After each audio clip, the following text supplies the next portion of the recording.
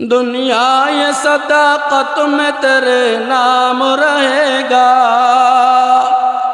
दुनिया ये सदाकत में तेरे नाम रहेगा।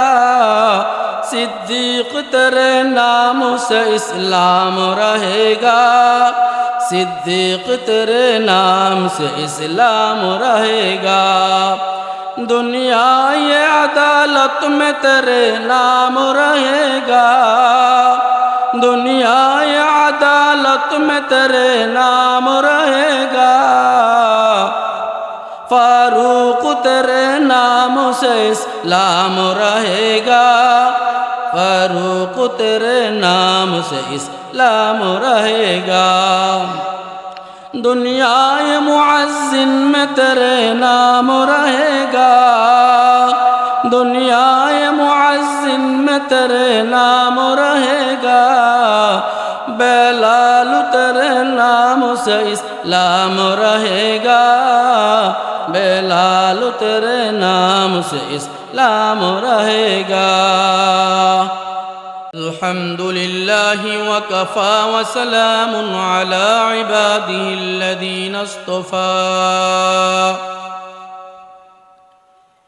अम्मा बअदु फ़अऊज़ु बिल्लाहि मिनश शैतानिर रजीम। बिस्मिल्लाहिर रहमानिर रहीम।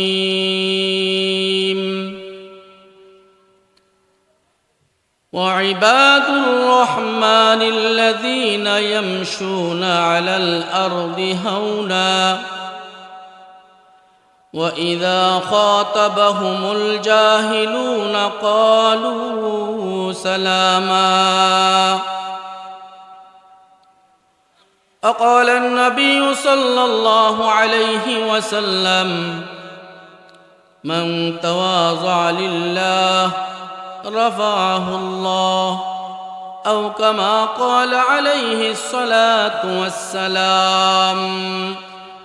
अल्लाह बोलेन लइन शकरतुम लअज़ीदन्नकुम वलइन कफरतुम इन्न अज़ाबी लशदीद। আল্লাহ বলেন, ও দুনিয়ার মানুষ, এই দুনিয়াতে অনেক নেয়ামত আমি তোমাদেরকে দিয়েছি।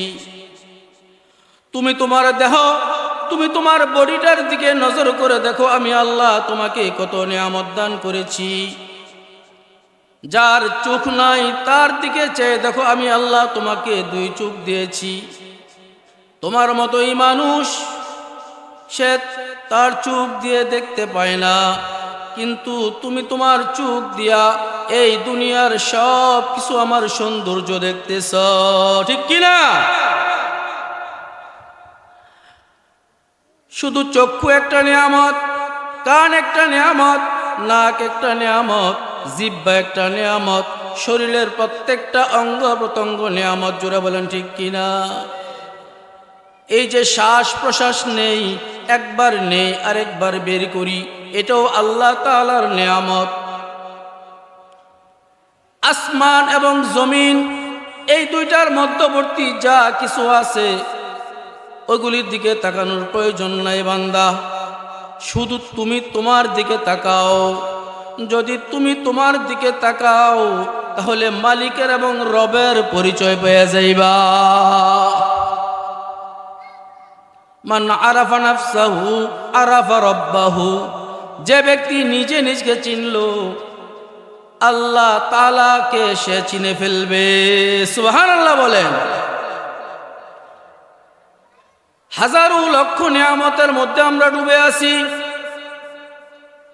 আল্লাহ রাব্বুল আলামিন অজস্র অগণিত মাখলুক সৃষ্টি করেছেন, সেইগুলি গুণে কোনোদিন শেষ করা যাবে না। আল্লাহ বলেন, ওয়া ইন তাউদ্দু নি'মাতাল্লাহি লা তুহসুহা।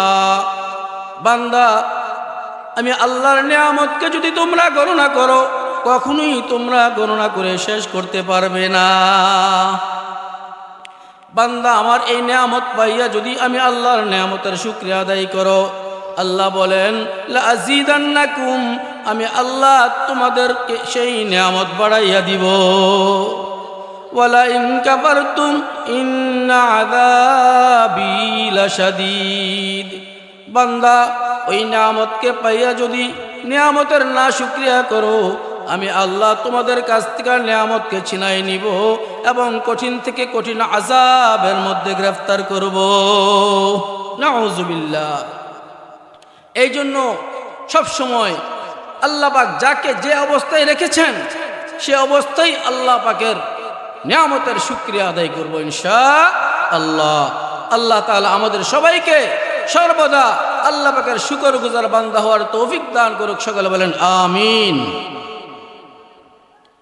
আল্লাহ পাকের পক্ষ থেকে আমরা সবচেয়ে বেশি নিয়ামত প্রাপ্ত।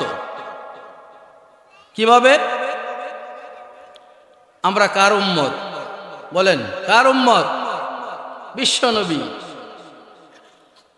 এমন একজন নবীর উম্মত হওয়ার তৌফিক আল্লাহ আমাকে দান করেছেন, আপনাকেও দান করেছেন। যেই নবীর উম্মত হওয়ার জন্য কিন্তু একটা বারের জন্য আল্লাহর কাছে দরখাস্ত করা হয় নাই। করছেন কেউ?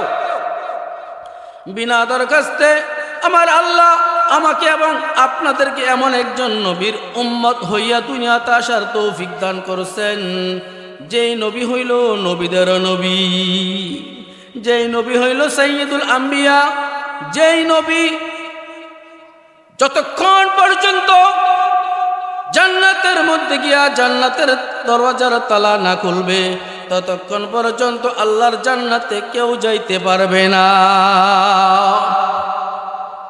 এমন একজন নবীর উম্মত হওয়ার তৌফিক আল্লাহ দান করেছেন, যে নবীর উম্মতকে আল্লাহ রাব্বুল আলামিন সর্বপ্রথম জান্নাতের মধ্যে প্রবেশ করাইবেন। এই নবীর উম্মতের আগে কোন নবীর উম্মত আল্লাহর জান্নাতে প্রবেশ করতে পারবে না। সুবহানাল্লাহ বলেন। এই জন্য নবীর আশিক হতে হবে,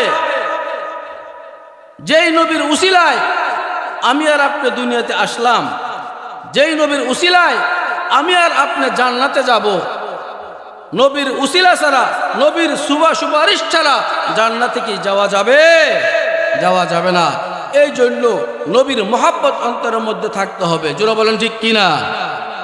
মাহবুবে খুদা সাল্লি আলা নামে মুহাম্মদ, মাহবুবে খুদা সাল্লি আলা নামে মুহাম্মদ, दखला दे मुझे मंजर मक्का व मदीना, दखला दे मुझे मंजर मक्का व मदीना। মক্কা মদিনা যাইতে মনে চায়নি? এই জন্য আল্লাহ তাআলার কাছে সব সময় দোয়া করব, আল্লাহ দুনিয়া থেকে নেওয়ার আগে তোমার হাবিবের রওজা একবার জিয়ারত করার তৌফিক দান করো। সকলে বলেন আমিন। দুনিয়ার মধ্যে যত মানুষ আমরা আছি, কিয়ামত পর্যন্ত যত মানুষ আসবে, সবচেয়ে দামি মানুষটাকে? কথা বলেন, কথা বলেন। যত মানুষ পৃথিবীতে আসছে আর যত মানুষ আসবে, সবচেয়ে দামি মানুষটাকে? বিশ্ব নবী রাহমাতুল লিল আলামিন। রাসূল করিম সাল্লাল্লাহু আলাইহি ওয়াসাল্লামের নবুয়তের পর থেকে কিয়ামত পর্যন্ত যত মানুষ দুনিয়াতে আসছে এবং আসবে, সবচেয়ে দামি মানুষটার নাম কি বলেন তো দেখি? হযরতে আবু বকর। হযরতে আবু বকর। কিছুক্ষণ আগে আমার পূর্ববর্তী মাওলানা সাহেব হযরতে আবু বকর সিদ্দিক রাদিয়াল্লাহু তাআলা আনহুর নবী প্রেম নিয়ে দীর্ঘক্ষণ আলোচনা করেছেন। হযরতে আবু বকর রাদিয়াল্লাহু তাআলা আনহু হলেন সবচেয়ে বড় আলেম। হযরত আবু বকর রাদিয়াল্লাহু তাআলা আনহু হলেন সবচেয়ে বড় আবেদ। হযরত আবু বকর রাদিয়াল্লাহু তাআলা আনহু হলেন সবচেয়ে বড় সম্মানী। বলেন সুবহানাল্লাহ। এত সম্মানী কেমনে হইলেন? আল্লাহ রাসূল সাল্লাল্লাহু আলাইহি ওয়াসাল্লাম বলেন, পৃথিবীর মধ্যে সবচেয়ে কিয়ামত পর্যন্ত আনেওয়ালা যত মানুষ আছে এবং আসবে, সমস্ত মানুষের আমল যদি এক পাল্লায় করা হয়, আর আমার আবু বকরের আমল যদি এক পাল্লায় করা হয়, আমার আবু বকরের আমলের পাল্লাই ভারী হয়ে যাবে। আম্মাজান হযরত আয়েশা সিদ্দিকা রাদিয়াল্লাহু তাআলা আনহা শুয়ে আছেন, রাসূল করিম সাল্লাল্লাহু আলাইহি ওয়াসাল্লামের সাথে কথাবার্তা বলতেছেন। খোলা আকাশের নিচে রাতের বেলা আল্লাহ রাসূল সাল্লাল্লাহু আলাইহি ওয়াসাল্লাম জিজ্ঞাসা করেন, আয়েশা, ওই যে আসমানের মধ্যে তারকা, এই তারকা কি কখনো গণনা করতে পারবা? আম্মাজান বলেন, না। আল্লাহ রাসূল বলেন, হযরত আয়েশা সিদ্দিকা রাদিয়াল্লাহু তাআলা আনহা বলেন, ইয়া রাসূলুল্লাহ, ইয়া হাবিবাল্লাহ, পৃথিবীতে এমন কোনো মানুষ আসেনি, কে আছে এমন ব্যক্তি, আসমানের তারকা যেমন নাকি গণনা করে শেষ করা যায় না, তার আমলগুলিও গণনা করে শেষ করা যাবে না। আল্লাহ রাসূল বলেন, আমার উমরের, কার? উমর। হযরত আয়েশা সিদ্দিকা রাদিয়াল্লাহু তাআলা আনহা মনে করলেন হয়তো আমার আব্বাজির কথা বলবে। কার কথা বলবে? আমার আব্বাজির কথা। আব্বাকে? হযরত আবু বকর রাদিয়াল্লাহু তাআলা আনহু। আল্লাহ রাসূল বলেন, ওগো আয়েশা শোনো, আসমানের তারকা যেমনি ভাবে গণনা করে শেষ করা যাবে না, আমার উমরের আমলও গণনা করে শেষ করা যাবে না। কিন্তু আমার আবু বকর এমন একজন ব্যক্তি, আমার আবু বকরের,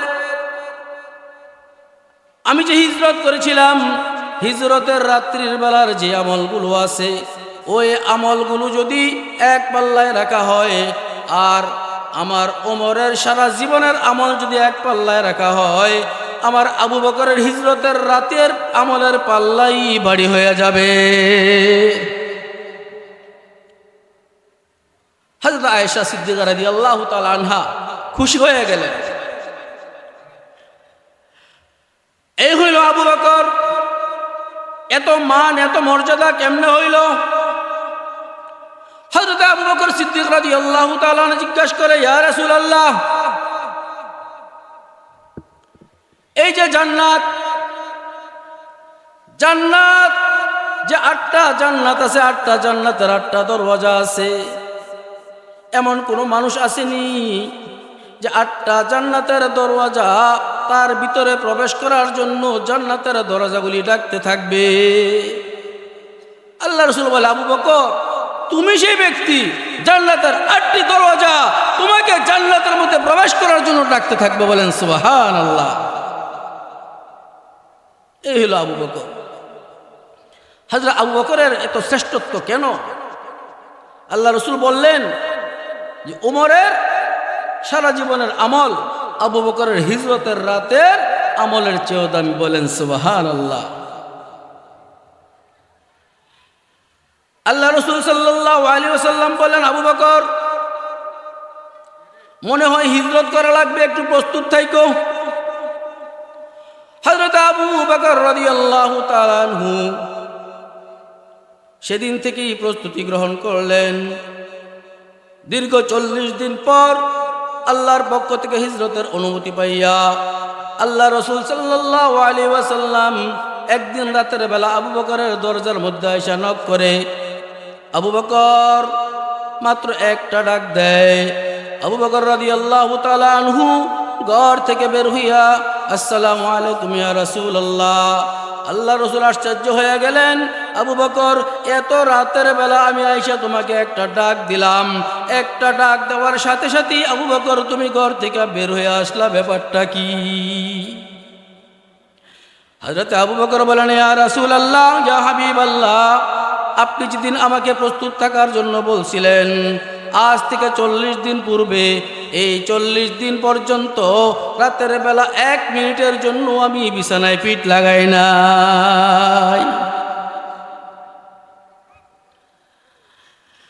হযরত আবু বকর রাদিয়াল্লাহু তাআলা আনহু আল্লাহ রাসূল দুইজন চললেন। যাইতে যাইতে আল্লাহ রাসূল কাহিল হয়ে গেলেন।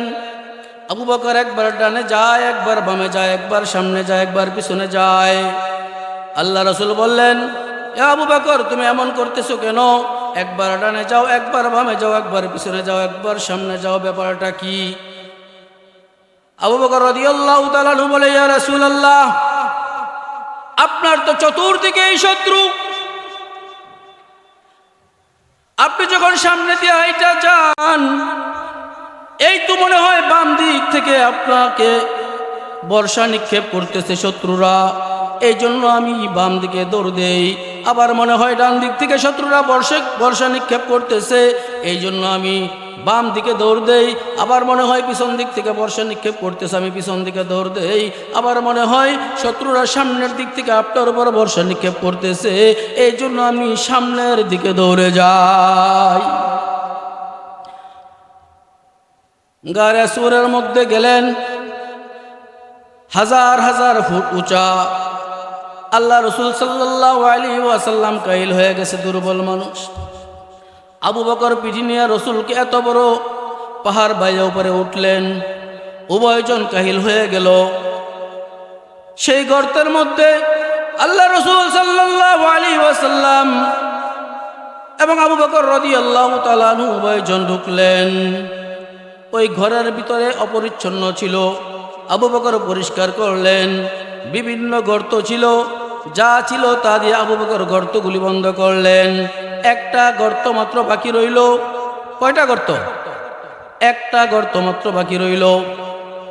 হযরতে রাসূল করিম সাল্লাল্লাহু আলাইহি ওয়াসাল্লাম হযরত আবু বকর রাদিয়াল্লাহু তাআলা আনহুর কোলের মধ্যে মাথা দিয়ে শুয়ে রইলেন।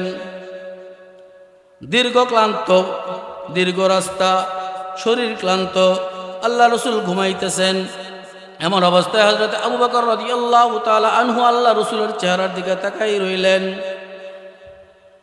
আবু বকর রাদিয়াল্লাহু তাআলা আনহু মনে মনে চিন্তা করলেন,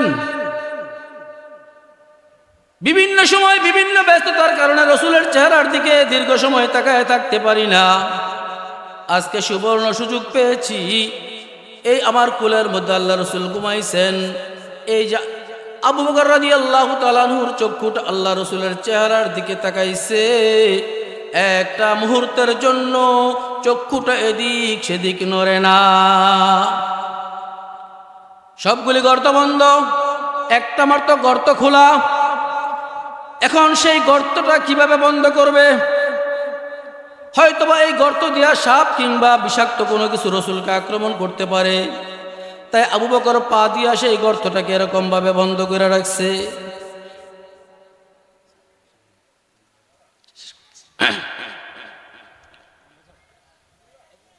বক্তা চলে আসছে, ইনশাআল্লাহ 2-4-5 মিনিটের মধ্যে আমি শেষ করে দেব ইনশাআল্লাহ। হযরত আবু বকর রাদিয়াল্লাহু তাআলা আনহু পা দিয়া সেই গর্তটাকে চাপ দিয়া ধরে রাখলেন। নবীজি ঘুমাইতেছে, হঠাৎ করে হযরত আবু বকর রাদিয়াল্লাহু তাআলা আনহুর চোখ দিয়ে একটু পানি রসুলের চেহারা মুবারকের মধ্যে পড়ে যায়। রসুল সজাগ হয়ে যায়।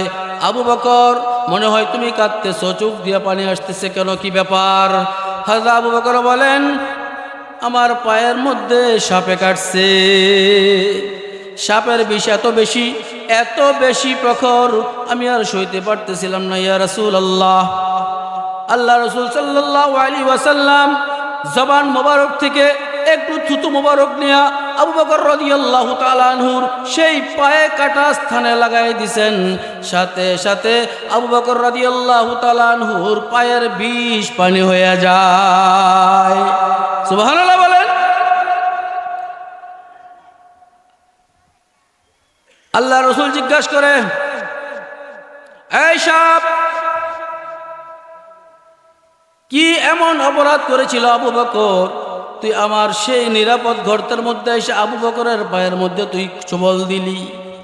আল্লাহর হুকুমে সাপের জবান খুলে যায়, বলেন সুবহানাল্লাহ। সাপের জবান খুলে যায়, সব জবাব দেয়, ইয়া রাসূলুল্লাহ,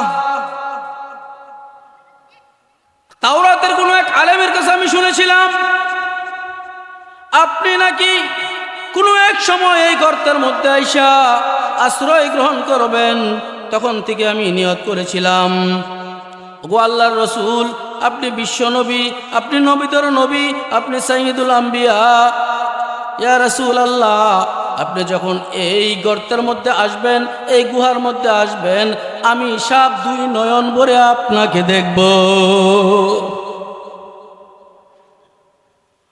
ইয়া রাসূলুল্লাহ, ইয়া হাবিবাল্লাহ, জানি সবগুলি গর্ত বন্ধ করে দিবে, এই জন্য আমি একটা গর্ত করি নাই, একাধিক গর্ত করেছি, যাতে করে একটা গর্ত বন্ধ করলে আমি আরেকটা গর্ত দিয়ে দেখতে পারি, আরেকটা গর্ত বন্ধ করলে আরেকটা গর্ত দিয়ে দেখতে পারি, আরেকটা গর্ত বন্ধ করলে আরেকটা গর্ত দিয়ে দেখতে পারি। ইয়া রাসূলুল্লাহ, সব কয়টা গর্ত বন্ধ করে দিয়েছে, একটা মাত্র গর্ত বাকি। যখন আমি এই গর্ত দিয়া তাকাইলাম, ইয়া রাসূলুল্লাহ, সেইটাও আবু বকর তার পা দিয়া বন্ধ করে রাখছে। যখন আমি সুবল করি, পাটা একটু সরাই, আর ওই সময় ইয়া রাসূলুল্লাহ আপনার নুরানি চেহারাটা মুবারকটা আমি দেখি। সুবহানাল্লাহ বলেন। এই ছিল আবু বকর রসুলের সাথী।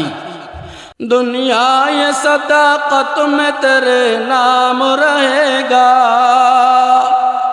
दुनिया ये सदाकत में तेरे नाम रहेगा, सिद्दीक तेरे नाम से इस्लाम रहेगा, सिद्दीक तेरे नाम से इस्लाम रहेगा।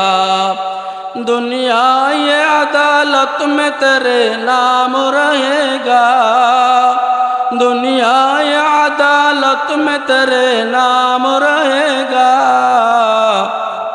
फारूक तेरे नाम से इस्लाम रहेगा, फारूक तेरे नाम से इस्लाम रहेगा। दुनिया मुअज्जिन में तेरे नाम रहेगा, दुनिया मुअज्जिन में तेरे नाम रहेगा, बेलाल तेरे नाम से इस्लाम रहेगा, बेलाल तेरे नाम से इस्लाम रहेगा। अल्लाह पाक আবু বকরের মতো রসুলের আশিক হওয়ার তৌফিক দান করুক। সবাই বলেন আমিন। ওয়া আখিরু দাওয়ানা আলহামদুলিল্লাহি রাব্বিল আলামিন। আসসালামু আলাইকুম ওয়া রাহমাতুল্লাহি ওয়া বারাকাতুহু।